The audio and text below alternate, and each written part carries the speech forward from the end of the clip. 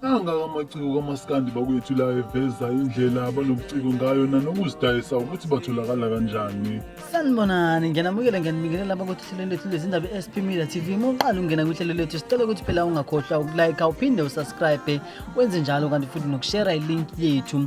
Bakwethu udaba esilitholayo la endabeni zikamaskandi namhlanje sithola uSibhomane. Uthi ke uSibhomane bakwethu, sanibonani izithandwa zami, ngicela sikhulise uYouTube channel wami ngokuvele usubscribe ukuze uthole konke engikuposta khona. Kulula vele uthi Sibhomane SA na ku TikTok uthi Sibhomane SA. Lapho ke uzobe usubona konke engikwenzayo. Ave sizocula kulonyaka, ecela ningibethelise khona ke ivoice yami bakwethu izokhipha ilozolo lealbum, kanti uthi #mahlasemedia aphinde athi #khekelinjani bakwethu. uSibhomane la uthi uyacela ukuthi nimeseke kakhulu nimlandele enkundleni zokuxhumana khona nizothola umsebenzi wakhe wonke. Kanti ke olunye udaba esilitholayo lapha ukuthi masidlulela phambili, ujikeleza iciko lasenkandla lizothethe album yalo kulonyaka ethi uduma kahle.